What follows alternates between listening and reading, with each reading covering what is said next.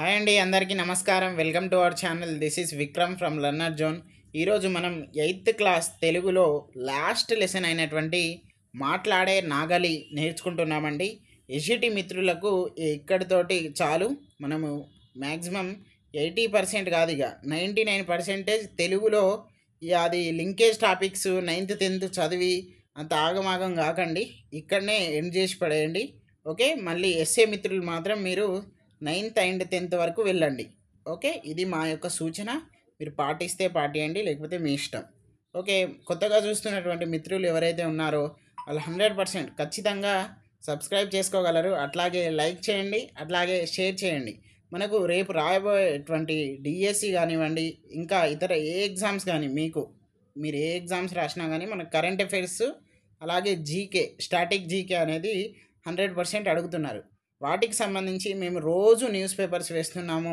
అలాగే దాంట్లో వచ్చినటువంటి ఇంపార్టెంట్ ఆర్టికల్స్ కూడా మేము మీకు అందిస్తున్నాం. వాట్సాప్ ఛానల్ ఉంది మనకు, దానికి సంబంధించినటువంటి నేను కింద డిస్క్రిప్షన్లో ఉంది, అలాగే కామెంట్ బాక్స్లో కూడా లింక్ పెడతాను. మీరు ఒకసారి చూసి జాయిన్ అవ్వండి, మీ ఇష్టం అది. ఓకే, మనం ఇక్కడ చూసుకున్నట్లయితే చదవండి, ఆలోచించి చెప్పండి. ఈ విశ్వంలో, ఈ భూమండలంలో, ఈ జీవన చక్రంలో మనకెంత ప్రాధాన్యత ఉందో ఓ చీమకు, ఓ దోమకు, ఓ ఈగకు, ఓ బూగకు, ఓ తేనెటీగకు, తర్వాత ఓ గద్దకు, చివరకు ఓ నత్తకు, ఓ పీతకు కూడా కాస్త అటు ఇటుగా అంతే ప్రాధాన్యం ఉందని తెలిసిపోయింది, అంటే తేలిపోయింది. సమస్య సమస్య ఏమిటంటే ఉన్నత జీవులం కావడంతో మనకు తెలివి ఎక్కువ అనుకుంటాం, కానీ ఆ తెలివిని మనం వినాశనానికి, అంటే మన యొక్క వినాశనానికి ఉపయోగిస్తున్నామనుకోము. ఓకే, నాటి వేటకాలం నుండి నేటి పారిశ్రామిక యుగం వరకు మనం ఇతర జీవులను ఈ ప్రకృతిలోకి జీవ వైవిధ్యాన్ని కాపాడుకోలేకపోతున్నాము. ఫలితం ఏంటిది? ఇప్పుడు ఈ భూమి మీద మన అస్తిత్వమే అయోమయంలో పడింది. దీనికి సంబంధించినటువంటి ప్రశ్నలు ఉన్నాయి. పై పేరా దేనిని గుర్తించి, అంటే దేన్ని గురించి చెబుతుంది, తర్వాత వీటికి సంబంధించిన మీరు ఆన్సర్స్ చేసుకోండి. ఓకే, మనం ఇక్కడ పాఠం ఉద్దేశం చూసుకున్నట్లయితే ప్రాణులకు, ముఖ్యంగా పెంపుడు జంతువులకు సంవేదనలు ఉంటాయని, మనం చూపే ప్రేమ ఆప్యాయతలకు అవి స్పందిస్తాయని చెబుతూ, తద్వారా జీవ కారుణ్య దృష్టిని పెంపొందింపచేయడం ఈ యొక్క పాఠం యొక్క ఉద్దేశం. మీరు పాఠం మొత్తం చదువుకోవాలి. మనం ఓన్లీ ఇంపార్టెంట్ పాయింట్సే చెప్తాము. పాఠం ఉద్దేశము, తర్వాత పాఠ్యభాగ వివరాలు, తర్వాత మనకు చూసుకున్నట్లయితే వ్యాకరణాంశం, అంతే. అర్థాలు, నానర్థాలు, ప్రకృతి వికృతులు, ఏమైనా సందులు వస్తే ఆ పాఠంలో ఎలాంటి వ్యాకరణాంశం ఉన్నా మేము చెప్తాము. మీరు ఆ థియరీ పార్ట్ ఏదైతే ఉందో మీరు చదువుకోవాలి. దాంట్లో ఏమైనా ఇంపార్టెంట్ ఉంటే మేము చెప్తాము. ఓకే, మనం ఇక్కడ పాఠ్యభాగ వివరాలు చూసుకున్నట్లయితే మనకి ఇక్కడ చూద్దాం. ఒక భాషలో ఉన్న విషయాన్ని వేరొక భాషలోకి మార్చి రాసినట్లయితే దాన్ని అనువాదం అంటాము. అనువాదం అంటే ఏంటిది? మనకు ట్రాన్స్లేషన్ అన్నట్టు.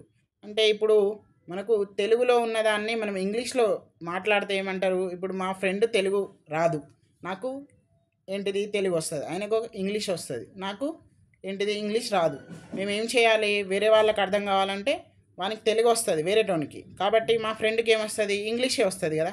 మా ఫ్రెండ్ ఇంగ్లీష్లో మాట్లాడితే నేను దాన్ని తెలుగులో ట్రాన్స్లేషన్ చెప్తా అన్నట్టు, అంటే అనువాదం చేసి అవతల ఫ్రెండ్కి చెప్తాం. So that is a translation అన్నట్టు. అంటే ఏంటిది? ఒక భాషలో ఉన్న విషయాన్ని వేరొక భాషలోకి మార్చి రాసినట్లయితే లేదా చెప్పినట్లయితే దాన్ని మనం అనువాదం అంటాము. ఓకే, తర్వాత తెలుగు సాహిత్యంలో దీనిని అనువాద ప్రక్రియగా పేర్కొనడం జరుగుతుంది. ఏంటిదట? అనువాద ప్రక్రియగా పేర్కొనడం జరుగుతుంది. అంటే ఏంటిది? ఇప్పుడు మనకు ఈ పాఠం ఏంటిది? మనకు మాట్లాడే నాగలి ఏంటిది? మనం చెప్పుకోబోయేది మాట్లాడే నాగలి పాఠం ఏ ప్రక్రియకు చెందింది?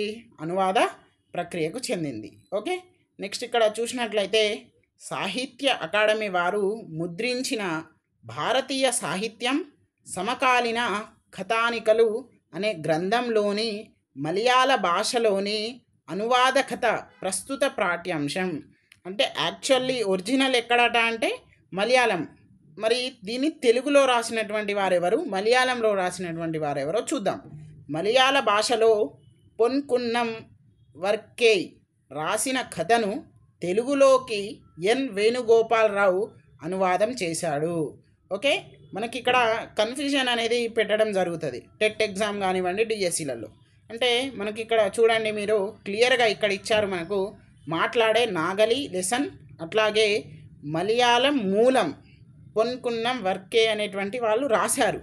దాన్ని అనువాదం ఎవరు చేశారు? ఎన్ వేణుగోపాలరావు అనే వాళ్ళు చేశారు.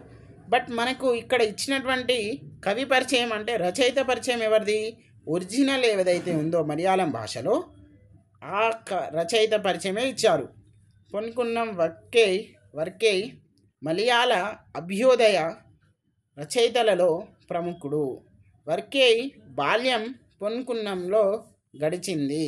ఓకే, నెక్స్ట్ అతడు ఉపాధ్యాయుడిగా జీవితాన్ని ప్రారంభించిన వర్కేయ్ తిరుముల్కచ 1939, ఇది ఎప్పుడు రాసిండట?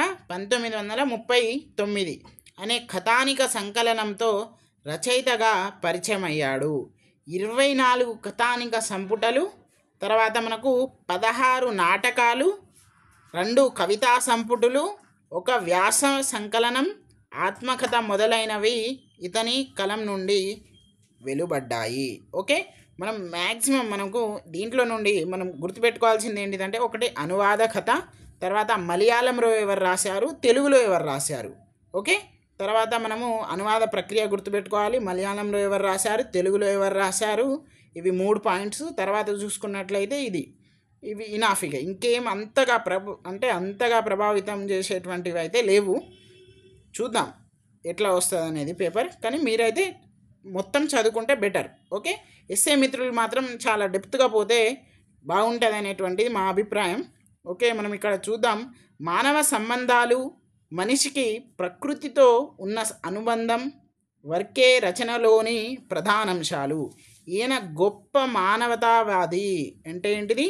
హ్యూమనిజం అంటాం కదా, హ్యూమనిజం దానికి సంబంధించినటువంటిది. ఓకే, నెక్స్ట్ మనం ఇప్పుడు ఇంపార్టెంట్ పాయింట్స్లో నేను ముందుగానే చెప్పాను, మీరు లెసన్ మొత్తం చదువుకోవాలి. లెసన్ మొత్తం చదివేసినాక వాటికి సంబంధించినటువంటి ఇంపార్టెంట్ పాయింట్స్ మాత్రమే మేము చెప్తాము. ఓకే, ఇక్కడ మనకు నోట్స్ ప్రిపరేషన్ అనేది ఉంది. మీరు పీడిఎఫ్స్ కంటే ఇది చూసి 1 గంటనో 2 గంటలో వేస్ట్ అవుతుంది కావచ్చు మీకు మొత్తం రాస్తే. కానీ మీకు మీ చేతి నుండి రాస్తే మాత్రం ఒక అద్భుతమైనటువంటి ఎక్స్పీరియన్స్ వస్తుంది. ఇది నేను చెప్పబోయేటువంటి ఒక మంచి సజెషన్. మీరు క్లాస్ ఆపుకొని రాస్తారా, క్లాస్ అయినాక రాస్తారా, స్క్రీన్ షాట్లు తీసుకొని రాస్తారా, అది మీ యొక్క ఆలోచన. కానీ ఎవరి నోట్స్ వాళ్ళు మంచిగా రాసుకుంటే అదొక అద్భుతమైనటువంటి నోట్స్గా రేపు అది ప్రిజర్వేటివ్గా ఉండేటువంటి ఛాన్సెస్ ఉంటాయి. ఓకే, మనం ఇక్కడ చూద్దాం. అర్థాలు చూసుకున్నట్లయితే వృషభం అంటే ఎద్దు. ఓకే, ఇక్కడ పసి కడుతుంది అంటే ఏంటిది? తెలుసుకుంటుంది, గుర్తుపడుతుంది, లేదా మనకు గ్రహిస్తుంది. ఏదైనా కూడా మనకు అవన్నీ కూడా సేమ్ అర్థాలు ఇచ్చేటువంటి. టీవీ అంటే ఏంటిది? మన టెక్స్ట్ బుక్లో వైభవం అని ఉంది, మనం నార్మల్గా దర్జాగా అని కూడా అంటాము. అసహనం అంటే ఏంటిది? అలసట. ఓకే, తర్వాత ఓపిక కోల్పోవడం. ఓకే, అరిష్టం అంటే కీడు అని ఉంది మనకు టెక్స్ట్ బుక్లో, నార్మల్గా మనం చెడు అని కూడా అంటాము. నేను టెక్స్ట్ బుక్ దీనికి డిఫరెన్సెస్ కూడా చెప్తున్నా, కాబట్టి మీరు ఖచ్చితంగా మా యొక్క ఛానల్ని ఆదరించాలి. ఇలాంటి మంచి ఛానల్ మీకైతే ఎక్కడ కూడా దొరకదు. మ్యాక్సిమం మేము చెప్తున్నాం డిఎస్సి వరకు ఉంటాం. ఖచ్చితంగా డిఎస్సిలో మీకు ఉద్యోగం తెచ్చిపెట్టే వరకు ఈ లెర్నర్ జోన్ అనేది మీతోటే ఉంటుంది. మనం ఓన్లీ తెలుగే కాదండి, కొత్తగా చూస్తున్నటువంటి మిత్రులకు మనకు సైన్స్ కూడా 7th వరకు ఆల్రెడీ అయిపోయింది, కానీ మేము అన్నీ చెప్తాం. సోషల్ కూడా చెప్తున్నాం. కాబట్టి మీరు ఒక్కసారి చెక్ చేసుకోండి మన ఛానల్. మీకు ఈ వీడియో ఎప్పుడు దొరికినా కానీ మీకు సబ్స్క్రైబ్ చేసుకోండి, ఛానల్ని చూడండి. మీకు నచ్చినట్లయితేనే మా యొక్క వీడియోస్ని లైక్ చేయండి. ఓకే, నెక్స్ట్ పర్యాయ పదాలు చూద్దాం. హృదయం అంటే ఎద, తర్వాత ఎడద. ఇది ప్రీవియస్ అడిగినటువంటి ఒక బిట్. ఆకలి అంటే క్షుద్బద్ధ, తర్వాత బుభక్ష. ఓకే, సంబరం అంటే సంతోషం, ఆనందం కూడా అంటాము. నెక్స్ట్ మనకు ప్రకృతి వికృతులు ఉన్నాయి. ఇక్కడ మేఘం అంటే మొగులు, హృదయం అంటే మనకు ఏంటిది యద, ఇప్పుడే చెప్పాను కదండి, కాబట్టి గమనించండి మంచిగా. పశువు అంటే మనకు టెక్స్ట్ బుక్లో పసరం అని ఉంది, నార్మల్గా పశువు అని ఉంది, రెండు ఉన్నాయి కాబట్టి కన్ఫ్యూజ్ అయ్యే ఛాన్సెస్ ఉన్నాయి, జాగ్రత్త పడండి. ఓకే, ఆశ్చర్యం అంటే అచ్చరవు, తర్వాత సంతోషం అంటే సంతసం, ప్రేమ అంటే ప్రేముడి, తర్వాత దీపం అంటే దివ్వే, సహాయం అంటే సాయం లేదా సాయము. ఓకే, ముఖము అంటే మొగము. ఓకే, అద్భుతము అంటే ఏంటిది మనము అబ్బురము. ఓకే, నెక్స్ట్ ఇంకా ఇక్కడ చూద్దాం, భాషను గురించి తెలుసుకుందాంలో మనకి ఇక్కడ కింది సందులను విడదీసి సందుల పేర్లు కూడా రాయండి అన్నారు. నెక్స్ట్ కింది సమాసాలను విగ్రహాల వాక్యాలు అంటే కింది సమాసాలకు విగ్రహ వాక్యాలు రాసి సమాసం పేరు కూడా రాయండి అన్నారు. ఒకసారి చూద్దాం, ఇక్కడ మనం ఆల్రెడీ రాసేసినాం కాబట్టి దాన్ని ఎక్స్ప్లెయిన్ చేసేస్తా. మీకు ఏది కూడా కష్టం లేకుండా ఒక తల్లి ఒక బిడ్డను ఎట్లయితే మంచిగా ప్రేమగా చూసుకుంటుందో మేము కూడా అలాగనే మీకు చూసుకుంటున్నాం. కాబట్టి మీరు మాకు దేవుళ్ళతోటి సమానం కాబట్టి మీరే మమ్మల్ని ఆశీర్వదించాలి. తర్వాత మనం ఇక్కడ చూద్దాం, ప్రేమ అనురాగాలు అంటే ప్రేమ ప్లస్ అనురాగాలు. ఇక్కడ ఏమొచ్చింది ఇక్కడ ఏమొచ్చింది ఆకు ఆపరమైతే ఏమొస్తుంది మనకు, ఇక్కడ సేమ్ వస్తుంది కదా, సవర్ణ దీర్ఘ సంధి అన్నట్టు. తర్వాత ఆనందోత్సవాలు అంటే మనకు ఏ వచ్చినాయి అంటే మనకు గుణసంధి అని పెట్టుకోండి అంతే, కానీ విడదీసేటప్పుడు జాగ్రత్త. ఆనంద ప్లస్ ఉత్సవాలు.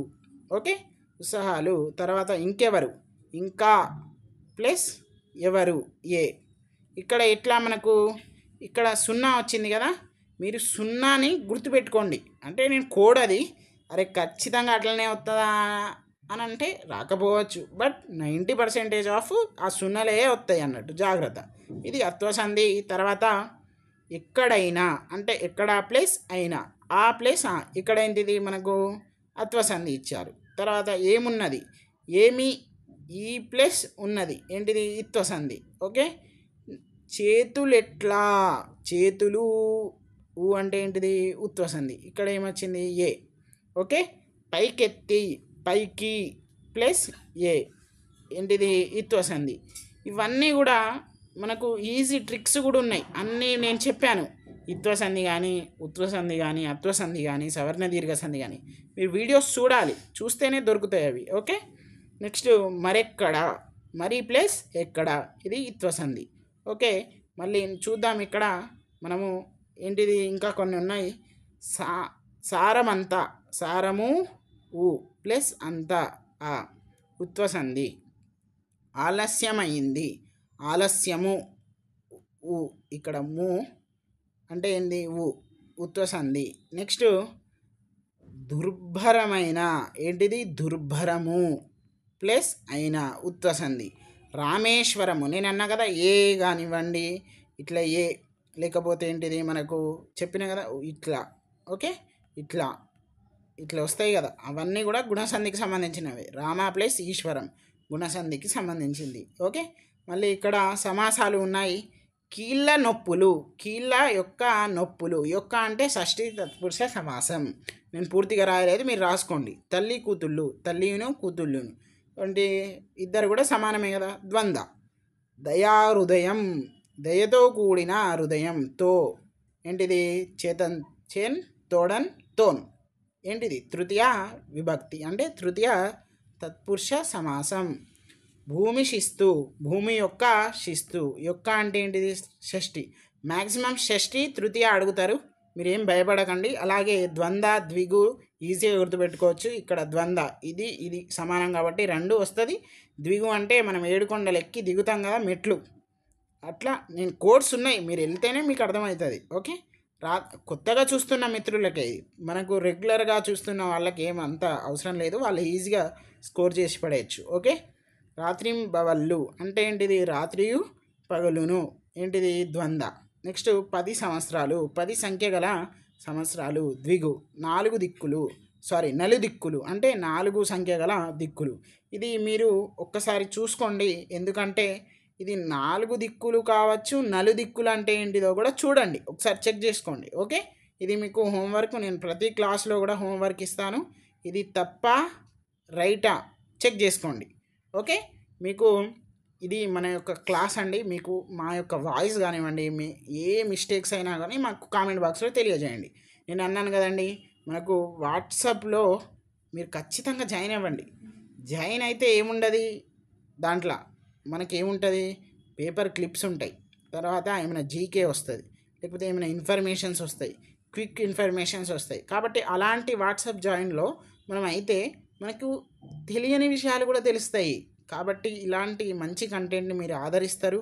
మా యొక్క లర్నర్ జోన్ ఛానల్ని మీరు ఖచ్చితంగా సపోర్ట్ చేస్తారని మేము అనుకుంటున్నాం. ఓకే అండి, దీంతో మనకు తెలుగు సిలబస్ అనేది మొత్తం కూడా కంప్లీట్ అయిపోయింది. మీరు ఖచ్చితంగా మమ్మల్ని సపోర్ట్ చేయండి, ఈ వీడియోని లైక్ చేయండి. ఓకే అండి, మనము మళ్ళీ వేరే ఏమైనా ఇంపార్టెంట్ టాపిక్స్ ఏమైనా ఉంటే పర్యాయ పదాలు కానివ్వండి, అర్థాలు కానివ్వండి, వాటిల్లో కలుసుకుందాం. Okay, thank you, all the best.